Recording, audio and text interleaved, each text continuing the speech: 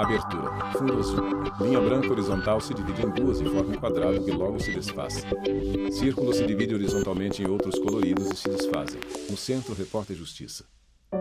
Sequência de imagens. Sol se pondo atrás de um lago. Mulher medita na frente da água. Homem correndo. Ano novo, metas de vida renovadas. E o seu bem-estar psicológico, como tá? Você pensa em como melhorar os cuidados com sua saúde mental? Mulher negra idosa com o rosto virado de lado. Logo em seguida, mulher branca ruiva de frente para uma janela Sabe fechada. por que eu digo isso? Repórter Porque Evany quando o ano Araújo, Brasília, começa, DF. a sensação é que a vida parece se transformar numa tela em branco, pronta para ser desenhada. Pensar em desacelerar e consertar velhos hábitos são opções. Afinal, segundo a Organização Mundial da Saúde, o Brasil é considerado o mais ansioso do mundo, com 9,3% da população diagnosticada com a doença. Pensando no bem-estar psicológico dos brasileiros, no ano passado foi sancionada a lei que criou a campanha Janeiro Branco, mês para conscientização sobre a saúde mental. A legislação reconhece o papel das instituições e da sociedade na prevenção de doenças deste tipo. Tanto como psicólogo, Leonardo Abraão, idealizador mas do também Instituto como Janeiro cidadão, Branco. como ser humano, há um bom tempo eu venho percebendo que muito sofrimento humano e muito sofrimento social poderia ser evitado, poderia ser prevenido, ou melhor processado, melhor sentido, se a humanidade tivesse acesso a informações, a conhecimentos, a experiências, a entendimentos sobre saúde mental. Se a gente conseguir criar uma cultura da saúde mental na humanidade, uma cultura da saúde mental, não é apenas uma data ou apenas a possibilidade de buscarmos tratamento. Grupo de pessoas sentadas na grama. A iniciativa, no entanto, foi criada anos antes da lei. A campanha foi idealizada pelo psicólogo mineiro Leonardo Abraão em 2014 para mobilizar as pessoas, combater estigmas associados ao diagnóstico e incentivar práticas que contribuam para a promoção de uma mente plena. Acho que é possível parar para pensar sobre o que nós estamos fazendo das nossas vidas particulares e das nossas vidas coletivas. Agora, em janeiro de 24, que é quando o Janeiro Branco completa 10 anos de campanha, de movimento, e o primeiro ano, né, como lei federal, nós estamos convocando todo mundo mesmo, cidadãos, cidadãs, instituições, autoridades, para pensar nisso aqui, ó, ao lema da campanha de 2024. Saúde mental enquanto há tempo. O que fazer agora?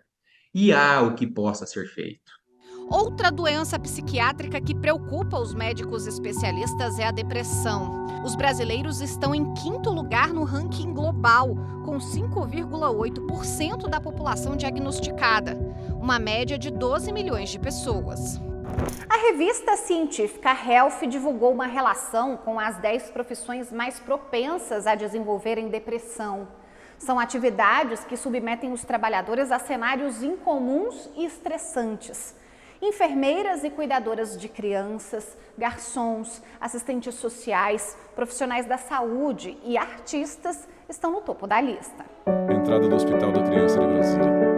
O Hospital da Criança, unidade referência do Sistema Único de Saúde no atendimento infantil, conta com quase 2.000 funcionários.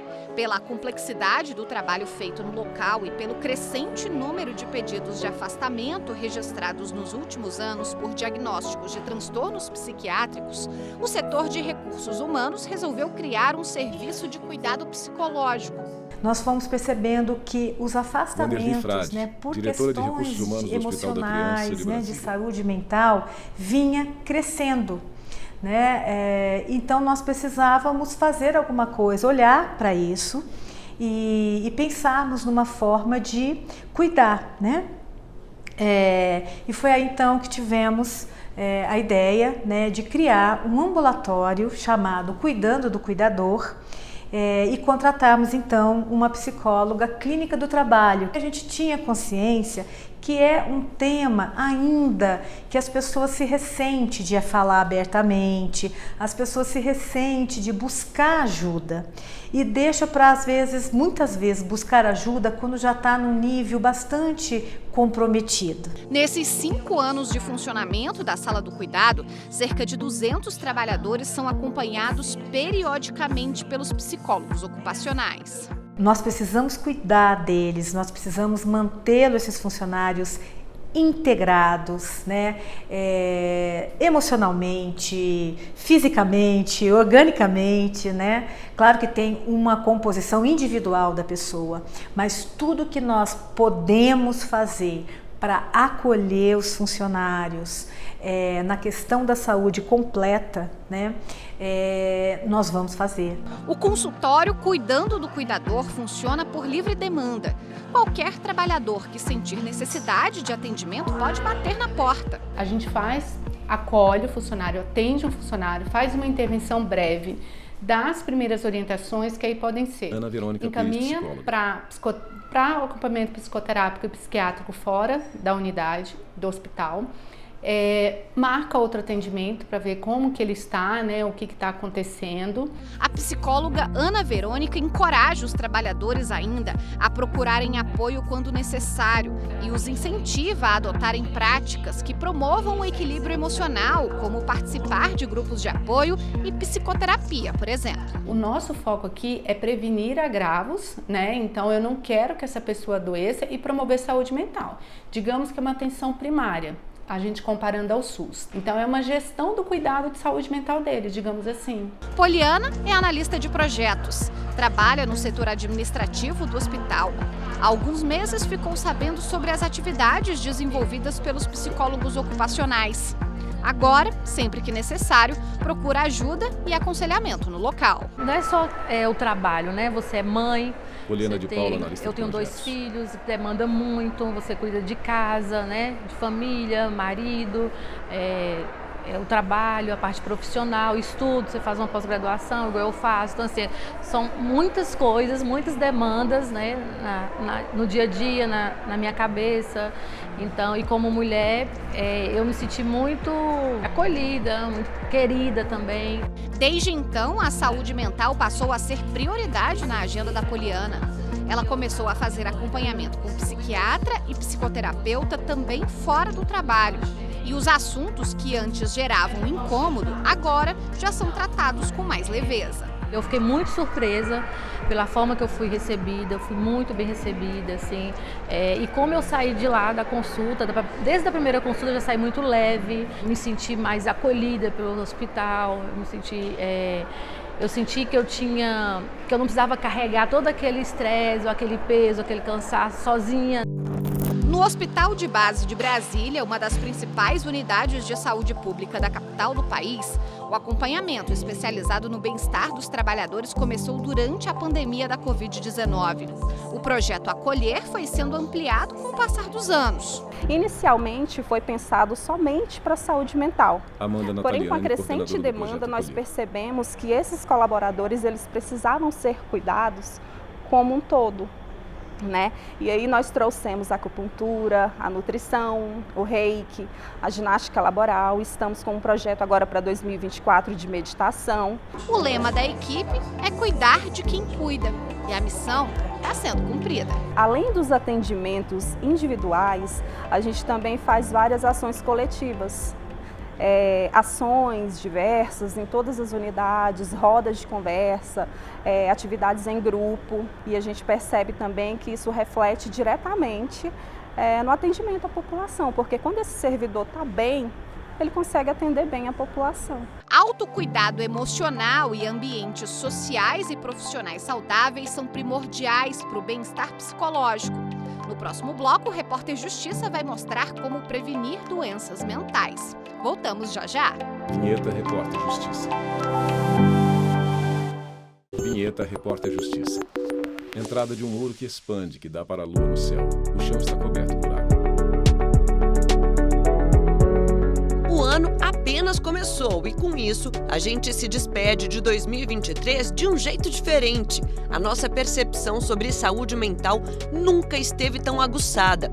A lista de metas e desejos para 2024 ganhou novos contornos e muita gente já se preocupa com questões ligadas aos cuidados emocionais. A Organização Mundial da Saúde define saúde mental como um estado de bem-estar que permite às pessoas lidar com momentos estressantes da vida, desenvolver habilidades e contribuir para a melhoria da comunidade. A maioria das pessoas não desenvolve, não fazem o processo de desenvolvimento pessoal, elas não se conhecem muitas vezes, elas reconhecem apenas como reconhecimento de si mesma a função que ela ocupa na sociedade. Eu tenho uma profissão, eu sou filho, eu sou pai, eu sou mãe. Então, isso não é necessariamente um conhecimento, é um conhecimento limitado numa função. Mas se conhecer, ter autoconhecimento, é muito mais do que isso. É reconhecer as suas potencialidades, as suas fraquezas, as suas limitações, né? As suas dificuldades. Isso é reconhecer e potencializar as suas habilidades. É uma parte do conceito de saúde mental.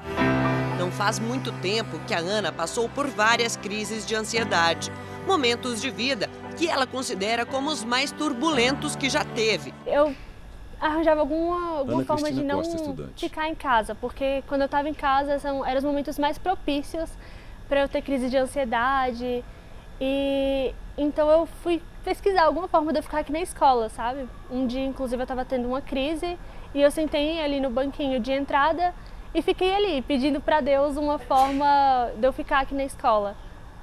Quando apareceram 2 integrantes do grupo e elas me acolheram, sabe? Elas conversaram comigo. Dessa conversa vieram bons frutos. Hoje, Ana faz parte do grupo de enfrentamento à depressão e suicídio, o GEDS. Eu fui começando a me integrar, participar das coisas, das atividades, e quando eu comecei a ajudar os próximos, com aquilo que eu estava precisando, para mim eu senti que era aquilo que eu precisava. Falar sobre o assunto e romper com os estigmas da depressão. Essa é a intenção das estudantes, que ainda carregam como marca o seguinte lema: muitos querem falar, mas nós queremos ouvir. Porque em um mundo tão barulhento, onde todo mundo tem uma opinião sobre alguma coisa, principalmente nessa realidade de redes sociais, todo mundo acha que sabe tudo, às vezes a gente tem que parar de achar que sabe tudo e parar de sair um pouco dessa barulheira toda, sabe? E colocar para fora. Pessoas como nós estamos aqui para ouvir. E ouvir o outro também. Porque às vezes a gente está tão centrado, a ansiedade é muito disso, né? A gente está tão centrado na gente, às vezes a gente se coloca numa redoma e tudo fica tão grande que a gente esquece de olhar para o outro, escutar o outro. Então, não só escutar o outro, mas colocar para fora também. A gente abriu esse espaço justamente para isso. Essa é a nossa bandeira. Falar sobre ansiedade e depressão ainda causa um certo tabu na nossa sociedade.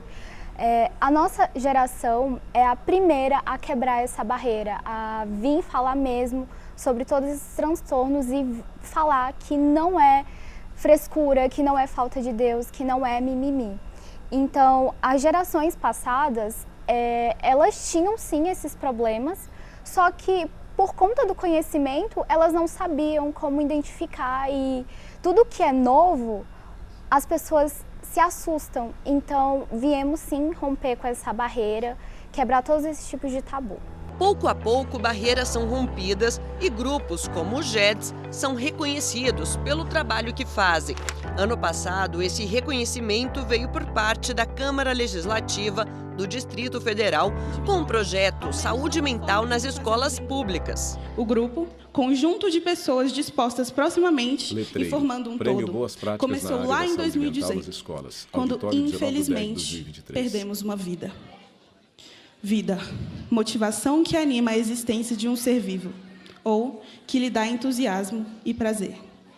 Eu digo que perdemos, porque a partir do momento em que alguém chega a esse ponto, por qualquer que sejam os motivos que a levaram a isso, todos nós perdemos, como humanidade. O Brasil é o país mais ansioso do mundo, né? E a depressão é considerada como o mal do século pela OMS. Então, são 2 transtornos que estão muito presentes agora.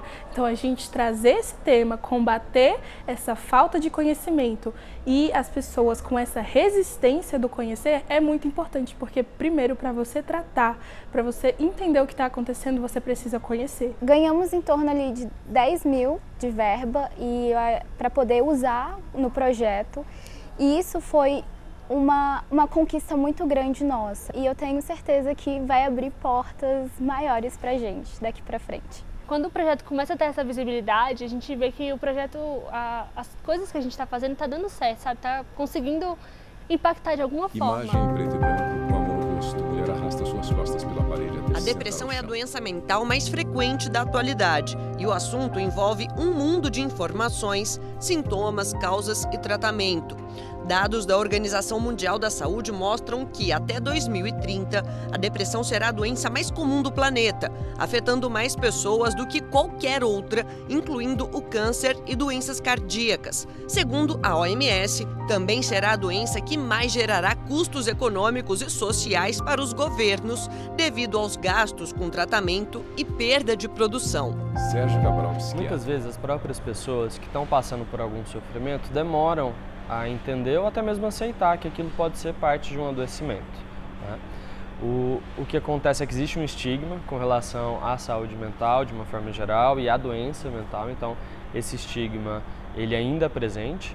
Por vezes a gente observa que está melhorando, então o estigma está reduzindo bastante, só que mesmo assim ele ainda é presente. Para o chefe do Serviço de Psiquiatria do Hospital de Base de Brasília, o diagnóstico de uma doença mental é o ponto de partida mais importante.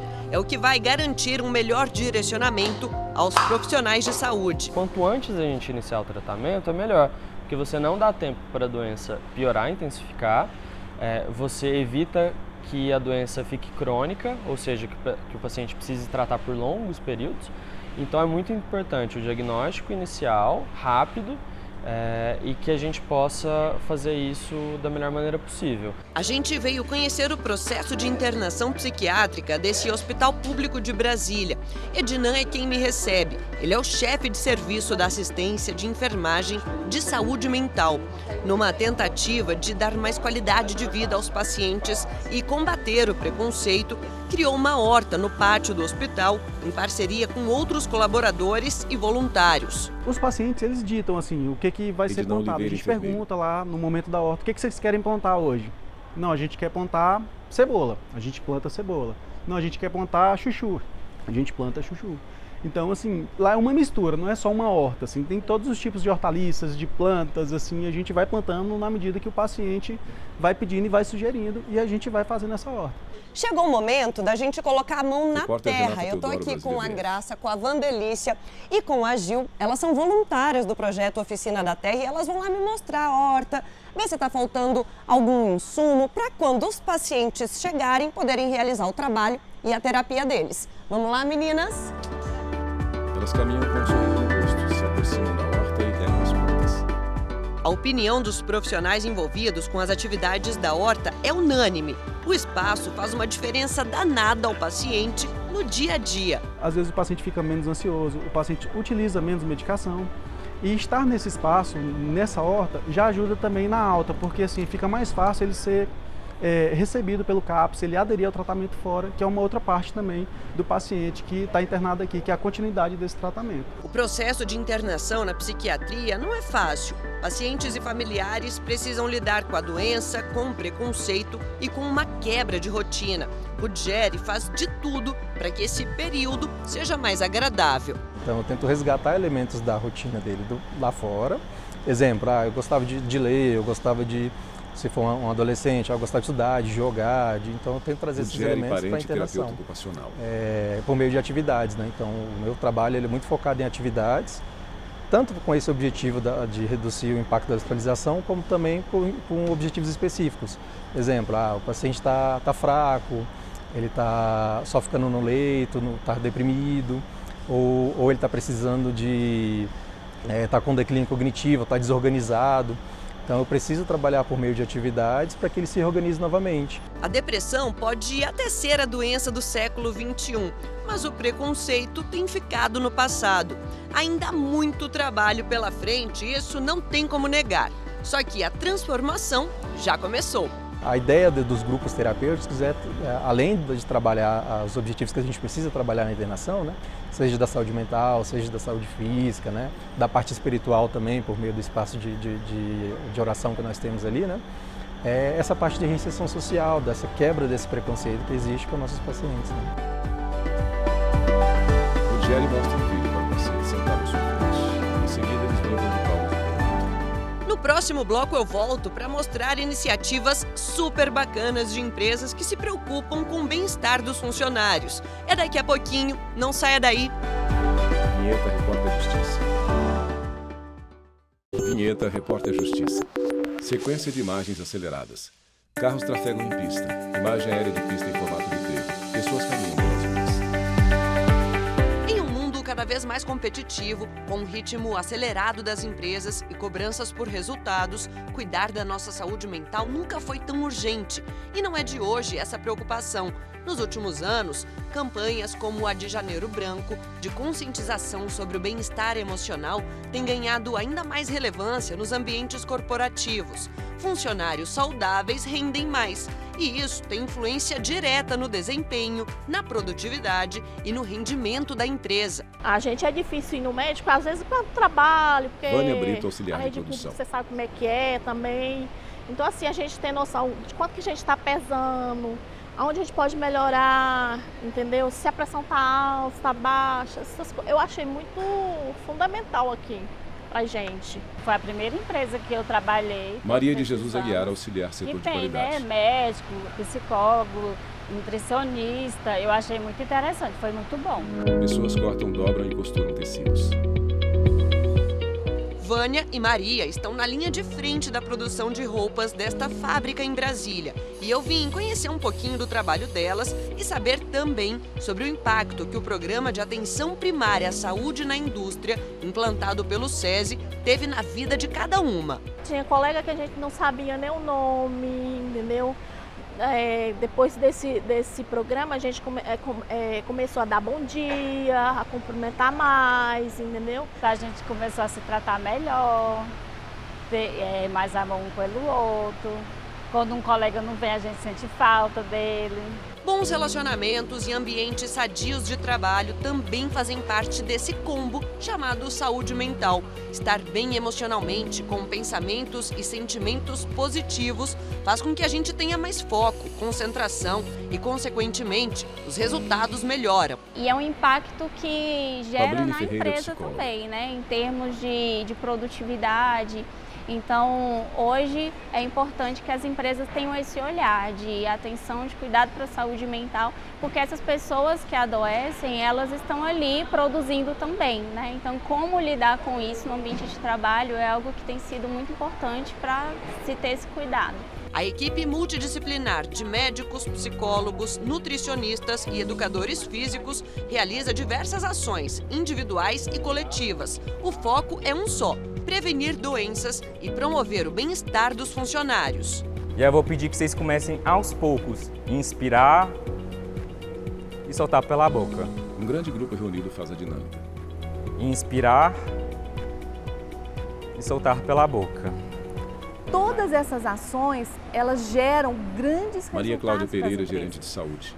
Começando pelo trabalhador. O trabalhador, com a vivência que ele passa pelo programa, ele se conhece melhor, ele aprende técnicas de autocuidado, ele se torna mais engajado na vida, não só laboral, mas na vida pessoal, e ele se torna uma pessoa mais feliz. Felicidade, satisfação e equilíbrio. No mundo pós-pandemia, muita gente foi em busca desses sentimentos, mas nem todo mundo pôde contar com a ajuda de profissionais para alcançar esses objetivos. Quem pode ajudar o próximo nesse sentido, que é o caso da Pabline, sente um baita orgulho do trabalho que faz. É interessante que a gente quebra essas barreiras da acessibilidade, então ele não tem que ter essa dificuldade de se deslocar, de se ausentar para ir até um profissional da saúde. Nós viemos até aqui, né? A gente fica presente no ambiente de trabalho para oferecer esse cuidado. Mais de 50 funcionários aqui da fábrica participaram do programa de atenção à saúde mental.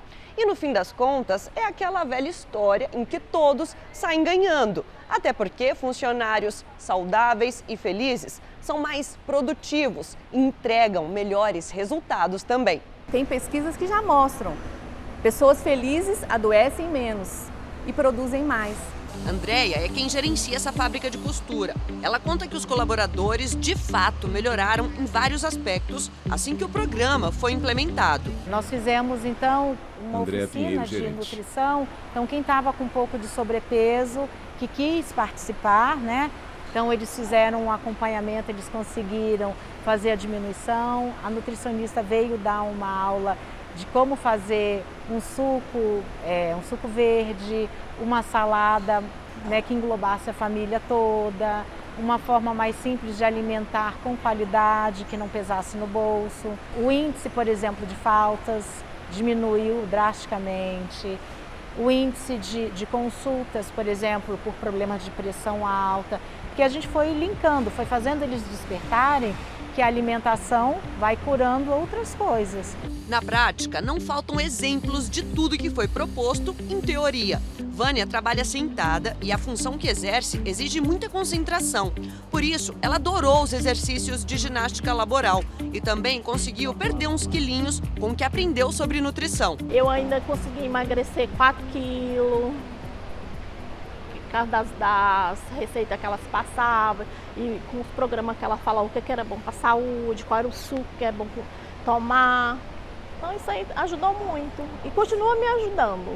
A empatia e o esforço para compreender os problemas dos outros chamaram a atenção da Maria e ela passou a olhar para os colegas de um jeito diferente. Cada um tem uma história diferente um do outro, né? E aí você vai vendo, vai conhecendo coisas que você não conhece e às vezes você pensa assim, só eu que passo por esse problema. Não tem pessoas que passam por problemas maiores que a da gente, né? Aí a gente vai entendendo isso. Processos que vão ao encontro de um só propósito, se sentir bem consigo mesmo e com o que estão ao nosso redor. Eu falo para eles que a empresa é cheia de máquinas, mas quem opera são pessoas. O nosso ambiente aqui é humanizado. Então, um cuidando do outro, com certeza. Isso faz a diferença. Faz diferença para a gente, empresa, né, no gerenciamento, porque eu tenho menos problemas para administrar. E eu vejo o retorno deles, sabe, da gratidão, de terem um emprego. Eu trabalho num lugar que eu gosto, mexo com o que eu gosto de mexer com roupa. Então, assim, a vida já é tão difícil. Eu sou muito grata a Deus com o pouco que Ele me dá. Vânia abraça outra funcionária, as duas sorriem. Mais funcionárias se abraçam com um largo sorriso no rosto. E é com esses exemplos incríveis que a gente encerra o Repórter Justiça dessa semana. E você, já segue a gente lá no Instagram? Então anota aí, @Rádio e TV Justiça. No YouTube o canal é o mesmo. E se quiser entrar em contato com nossa produção, o e-mail é o reporterjustiça@stf.jus.br. Até a próxima! Produção Judite Aragão, assistente de produção Ana Rita Almeida, reportagem Renata Teodoro e Evelyn Araújo. Edição de texto Leonardo Ferreira, edição de pós-produção Thiago Lopes, cabelo e maquiagem Eliana Brandão. Cinegrafia Lázaro Filho e Luiz Guilherme, assistência técnica Kleber Leite e Paulo Paz. Videografismo Lucas Martins, núcleo de programação Rosa Oase, núcleo técnico Fábio Guedes, núcleo de produção de programas Flávia Soledade, supervisão, coordenadoria de gestão da TV e Rádio Justiça, Secretaria de Comunicação Social, STF. Realização Rádio e TV Justiça 2024.